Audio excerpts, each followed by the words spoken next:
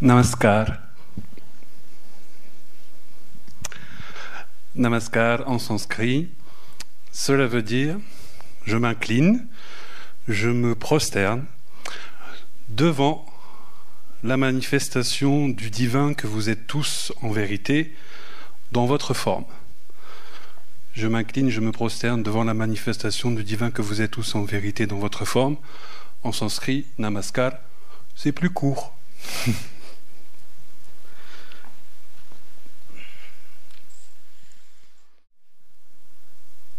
Ce que je vous propose maintenant,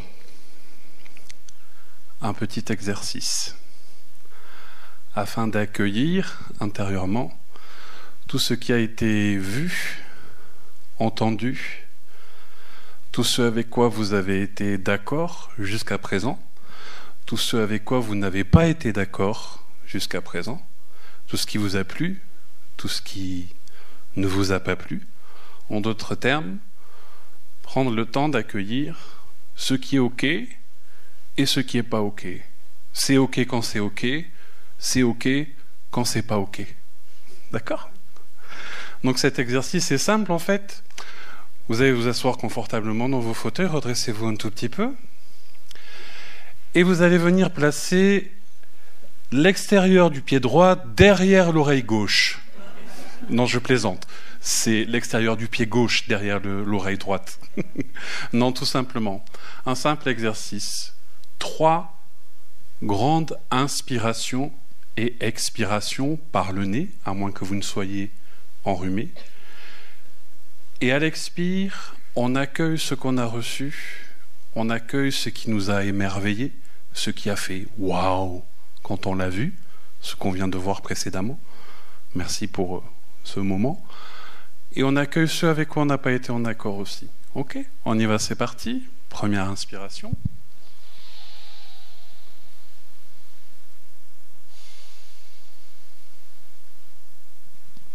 Deuxième inspiration, expiration.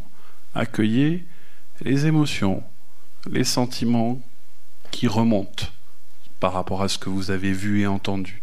Laissez-les circuler, elles ne peuvent pas vous ébranler. Laissez simplement circuler ces émotions. Inspirez.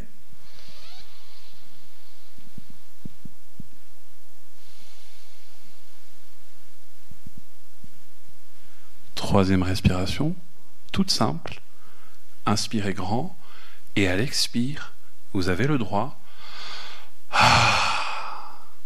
Ok ? Allez, on y va, c'est parti.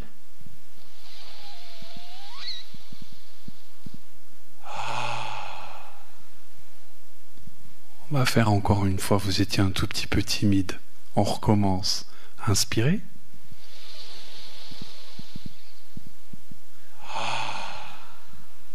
Merci. Merci à vous de m'accueillir. Merci à vous d'être là. Car en fait, afin que vous puissiez être là ce soir, tout l'univers a conspiré. Ils se sont tous mis ensemble pour que vous preniez l'envie, l'élan de venir voir un endroit où on parle de l'émerveillement. Il semblerait qu'avec l'âge et le temps, nous perdrons cette capacité à nous émerveiller.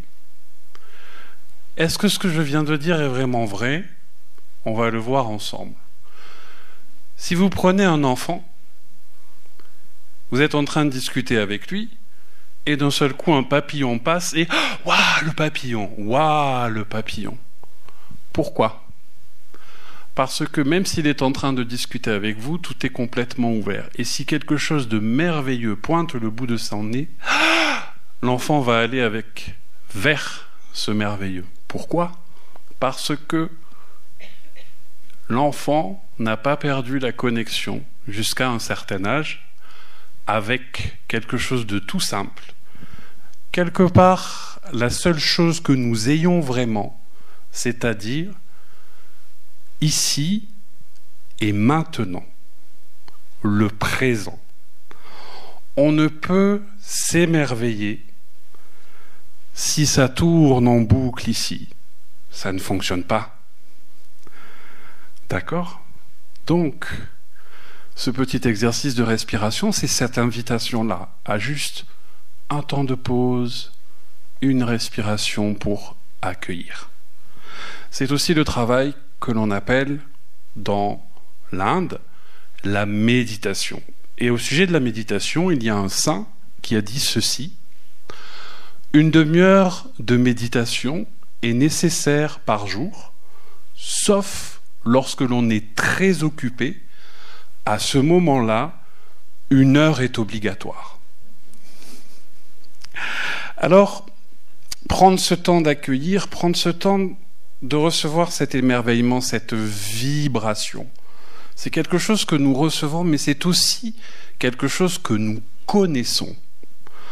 En d'autres termes, tout l'univers conspire via l'émerveillement à nous ramener pile à ce que nous sommes en vérité, dedans, à l'intérieur. C'est quelque chose que nous connaissons, je viens de le dire. Connaître, c'est faire l'expérience de, savoir que quelque chose existe. Reconnaître, c'est se rappeler que quelque chose existe, quelque chose dont on fait l'expérience. La beauté nous émeut. Un beau coucher de soleil, par exemple. Cela nous touche en plein cœur. L'écume des vagues dans le soleil, cela nous touche. Une fleur, parfois même un parfum, une odeur, nous sommes touchés.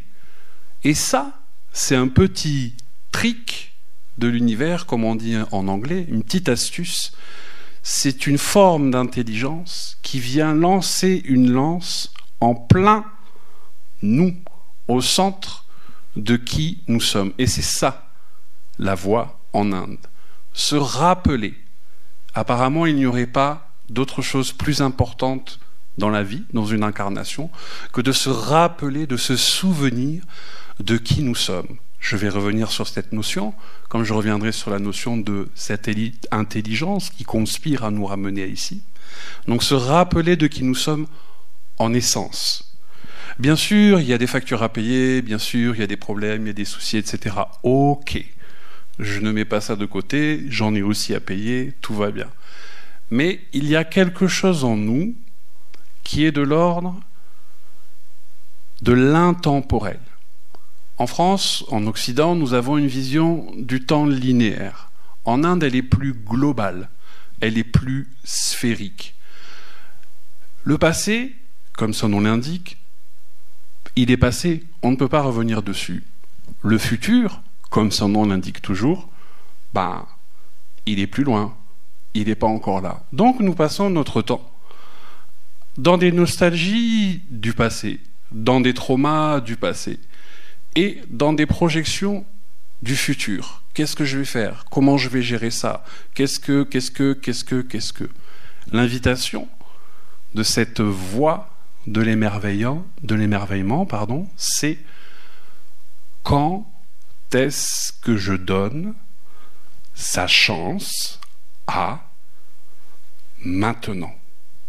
Si je ne suis pas dans maintenant, je ne peux pas m'émerveiller. Et donc, cet effet waouh, quand on regarde quelque chose de beau, il se passe quelque chose en nous. Et ça vient à un endroit, si vous regardez à l'intérieur de vous, l'endroit qui est touché à ce moment-là, c'est un endroit qui a toujours été là. Depuis votre naissance, et que vous avez la capacité de commencer à vous rendre compte que vous êtes, jusqu'à aujourd'hui, là, devant moi. Qu'importe les expériences que vous aviez pu vivre, qu'importe l'âge que vous avez, il y a un endroit en vous, intérieurement, qui n'a jamais changé, qui est immuable. Qu'importe la pire des colères qui peut monter en vous, qu'importe la pire des insultes que vous pouvez recevoir et qui vous permet de décider de vous mettre en colère, il y a quelque chose en vous, intérieurement, qui voit et qui n'est pas touché par cette colère. Il y a quelque chose d'immuable et d'éternel. Et c'est de cette nature-là dont le Vedanta, encore un mot sanskrit, parle et nous explique. Le Vedanta, c'est la fin des Védas, que je vais vous épargner, puisque les Védas, ce sont des grands textes, en fait, d'accord, où il est dit qu'une seule vie ne suffirait pas pour les lire en entier, donc on ne va pas les faire ce soir. On va s'intéresser au Vedanta, donc c'est-à-dire la fin, en fait, de ces textes. Et dans ces textes, il y en a un particulier qui s'appelle le Tattva Bodha. C'est un texte qui a été écrit par Adi Shankara. Adi Shankara serait l'auteur de ce texte. Il aurait vécu entre 788 et 820 après Jésus-Christ. Alors, c'est très difficile de dater en Inde parce qu'on ne laissait pas de documents ou on ne marquait pas sur les temples. Ce temple a été construit par tel roi de telle date à telle date. On marquait juste le nom de la personne qui avait construit quelque chose ou le nom de la personne qui avait écrit quelque chose. La date n'avait pas beaucoup d'importance, d'où un peu le flou à ce niveau-là. Donc ce livre s'appelle Tattva Bodha. Qu'est-ce que ça veut dire? Tattva, ça veut dire la vérité. Alors la vérité n'a pas tout à fait le même sens en Inde que chez nous, je vous en reparlerai. Et Bodha, ça veut dire la connaissance, l'expérience. Voilà. Dans le 8e chapitre de ce livre, Shankara nous parle de la nature du soi. Quelle est notre véritable nature? Vous savez quoi? En Inde, ils ont la réponse et depuis bien longtemps. Donc je vais vous expliquer qu'est-ce qu'ils disent. Voici le texte en sanskrit. Atma tarike Satchitananda Shvarupa. Tout le monde a compris? Alors vous n'êtes pas bien plus avancé. Donc, Atma Tarike, c'est une question. Atma, c'est le soi. Tarike, ça veut dire de quoi. Donc, c'est une question qui veut dire alors le soi, qu'est-ce que c'est? Et la réponse, c'est Satchitananda Svarupa. Alors, Satchitananda Svarupa, Svarupa, ça veut dire la nature de, donc la nature de ce que nous sommes, ok? Et Sat, Chit, Ananda. Je vais revenir là-dessus. Sat, ça veut dire l'être, le soi. Attention, on parle plutôt d'être-té. Ce dont vers quoi je vous ai renvoyé tout à l'heure, la part de nous qui est immuable, qui a toujours été là, qui n'est pas touché par les émotions que nous pouvons vivre et qui est spectateur et qui voit. Donc cet être-té-là, qui est aussi d'une nature impérissable. Parce que tout ce qui est autour de nous, excusez-moi de vous le rappeler, est périssable. Cela a un début, un commencement, une course dans le temps et une fin. Le banc qui est devant moi, avant d'être un banc, c'était un arbre. Avant d'être un arbre, c'était une graine. Et peut-être un jour, ce banc ne sera plus. Tout est périssable. Il n'y a que l'impermanence qui est permanente, sauf ce qui est en vous depuis le début, et qui est toujours là, et qui est la trame de fond. Donc Sat, c'est de ça dont on parle. Ensuite, il y a Chit. Chit, c'est la conscience, la connaissance absolue. Alors là, encore une fois, c'est pas tout à fait les mêmes concepts que chez nous. Cette conscience, c'est la conscience d'être la conscience. Tout le monde suit bien? J'ai perdu personne? J'en ai perdu quelques-uns. Le fait, et c'est propre à l'être humain aussi, d'être conscient d'être conscient. Je sais que je suis. Ça va? Ce sont des concepts qui sont bien différents de notre façon de penser. Mais cette conscience-là, elle est d'un autre niveau, parce que dans ce texte-là, Chit parle d'une conscience, d'accord, qui n'est pas personnelle. Ce n'est pas la conscience de Alexandre, Pierre, Jacqueline, Martin. C'est une conscience globale. C'est une conscience totale. Comme le disait mon maître, Ajit Sarkar, feu Ajit Sarkar, c'est, alors il le disait ainsi parce qu'il était indien, la conscience supramentale et cosmique. Ça vous parle? pas trop, c'est pas grave. Donc, voyez quelque chose de grand, en fait. Et cette conscience, elle est connaissance. Connaissance absolue et connaissance parfaite. Vous vous rappelez au début, quand je vous ai dit, tout l'univers conspire à ce que vous soyez arrivé jusqu'ici? Lorsque vous vous émerveillez de quelque chose, c'est une intelligence qui se manifeste via la beauté pour venir, pac, vous montrer votre propre nature qui est beauté. C'est cela dont il est question dans ce texte. Mais il y a un troisième point, parce que nous ne sommes pas que ces deux choses-là, d'après les Védas, le Vedanta, pardon, nous sommes une troisième chose qui est Ananda. Et là, on plonge directement dans le thème de ce soir. Ananda, c'est la félicité, la joie, la béatitude. Donc, d'après les textes, nous ne sommes que, en essence évidemment, l'être-té, conscience et intelligence, félicité et joie. Tout le reste, c'est du flan. Donc vous vous rendez compte que ce dont on parle ici, c'est une notion très ancienne qui dit que notre nature, en fait, elle n'est que cela, et seulement cela. Alors qu'est-ce qu'il nous reste? Ma foi, pas grand-chose, même si c'est déjà pas mal. C'est un problème, une problématique d'identification. À quoi je décide de m'identifier? Donc la voie du Vedanta, mais qui est aussi la voie du yoga, la voie du Samkhya, c'est d'arrêter toutes les identifications à ce que nous ne sommes pas. Et principalement, le mental. Alors, ni le mental, ni l'ego ne sont des ennemis.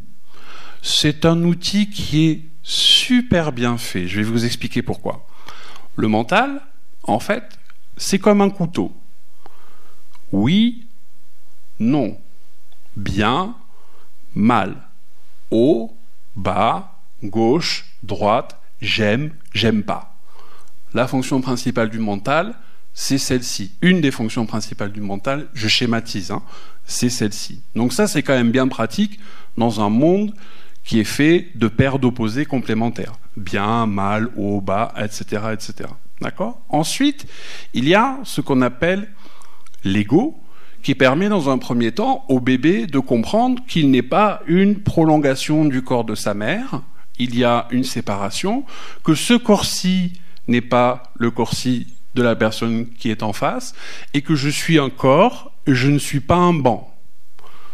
Plutôt pratique pour s'asseoir, autant s'asseoir sur un fauteuil plutôt que sur quelqu'un. Mais c'est également très pratique à bien des niveaux, à savoir, grâce à ce mental et à cet ego, il est plus facile pour moi de sustenter mon corps en mettant la fourchette remplie de nourriture dans ma bouche plutôt que dans le pot de fleurs. Vous êtes d'accord avec moi? Voilà. La problématique à cet endroit-là, d'après les textes, c'est que, avec le temps, avec l'éducation, avec toutes ces choses-là qui nous entourent, nous nous identifions uniquement à ce mental, à cet ego et à ce corps. Et nous, en apparence, oublions que notre nature essentielle, elle n'est pas du tout de cet ordre-là, en fait. Il y a autre chose à l'intérieur de nous qui est beaucoup plus grand. Donc, en prenant ce conseil très au sérieux, qui est le suivant, observez 3 fois par jour votre mental. Oui, vous pouvez observer votre mental, parce que vous n'êtes pas votre mental. Vous pouvez observer vos pensées. Vos pensées arrivent de nulle part, et elles repartent à nulle part. Ça passe. Donc vous n'êtes pas vos pensées. Et donc vous pouvez observer vos pensées, et vous pouvez observer vous-même en train de penser. Donc ce que vous êtes n'est ni de l'ordre du mental, ni de l'ordre de la pensée. Il y a quelque chose de plus grand. Et ça se passe à peu près ici. D'accord ? Donc, le chemin de cet émerveillement, il est de laisser le mental et l'ego à leur place et à leur juste place. Encore une fois, je le répète, il n'y a pas de mal avec l'ego et le mental, et de venir redescendre en soi, dans le cœur, au centre de qui nous sommes. Parce que notre mental et notre ego ne peuvent pas comprendre notre nature profonde. Pourquoi ? Parce que notre mental et notre ego sont des outils finis qui ne comprennent que ce qui a été mis dans le disque dur, comme un ordinateur. C'est bien, c'est pas bien, j'aime, j'aime pas, etc. Notre nature profonde, Sat, Chit, Ananda, est infinie. Au-delà de votre corps, au-delà de votre histoire personnelle, au-delà de Mathieu, Germaine, Simon, etc. Il y a un autre endroit qui peut comprendre cela. Lui, là-haut, c'est un outil fini. Il ne peut pas anticiper, il ne peut pas expérimenter l'infini, puisqu'il est fini. C'est clair pour tout le monde ? Il nous emmène loin, Alexandre, ce soir. Il y a un autre endroit en nous qui peut comprendre l'infini. C'est là. Il y a un autre endroit où on nous invite à aller toucher ça, c'est lorsque l'on s'émerveille de quelque chose. On voit quelque chose et dedans ça fait « Waouh !»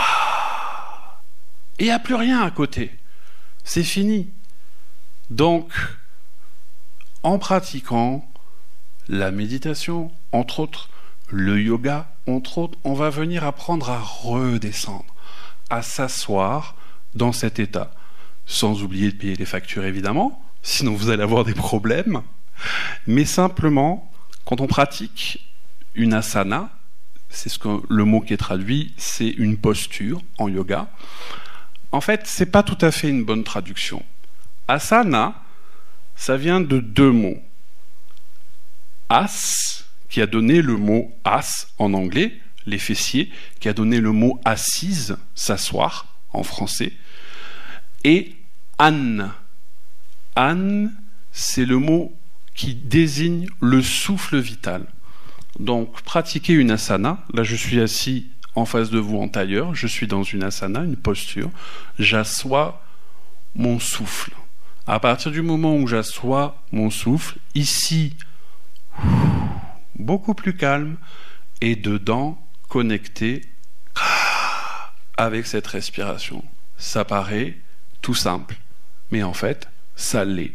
Donc finalement, est-ce que nous perdons cette capacité à nous émerveiller ? Je ne crois pas. Nous avons la possibilité de nous émerveiller tout le temps et de chaque chose. Aujourd'hui, en venant sur la route, il y avait des amandiers qui étaient en fleurs et la lumière qui traversait les fleurs d'amandier. Et en conduisant, en essayant quand même de garder un œil sur la route, j'ai dit, mon Dieu que c'est beau. Mais pourquoi je sais que c'est beau ? Pas parce qu'on me l'a appris, parce que c'est dedans. Et que ça vient me renvoyer à cet espace-là. D'accord ? Pour terminer, la pratique, le yoga, les yogas, il y en a plein dans ce travail de l'émerveillement. Il y a le yoga physique, on fait des postures, on fait des respirations. Il y a le jnana yoga, où on va étudier les textes, comme celui dont je vous ai parlé, entre autres. Et il y a le yoga de la méditation, le raja yoga, le karma yoga, la bhakti yoga, il y en a plein. Mais yoga, ça veut dire quoi ? Yoga, ça veut dire unir. La racine sanskrite, c'est le mot yug. Et yug, ça a donné le mot joug en français, la pièce de bois avec laquelle on met deux bœufs ensemble pour une charrue. Donc cette union, en fait, là, elle est de vous-même à vous-même, dans votre nature profonde. Et il y a plein de choses pour pouvoir arriver à cet état et accepter, accueillir l'émerveillement. Donc pour terminer, un jour, des personnes sont allées voir Amma, qui est une sainte en Inde, qui prend les gens dans ses bras, peut-être certaines personnes la connaissent parmi vous, et lui ont demandé justement dans la pratique, pour pratiquer ce chemin de l'émerveillement, pour pratiquer cette béatitude, cette reconnaissance de notre nature, Amma, s'il te plaît, dis-nous quel est le meilleur yoga que nous puissions pratiquer. Est-ce que c'est le karma yoga? Est-ce que c'est le bhakti yoga? Est-ce que c'est le hatha yoga?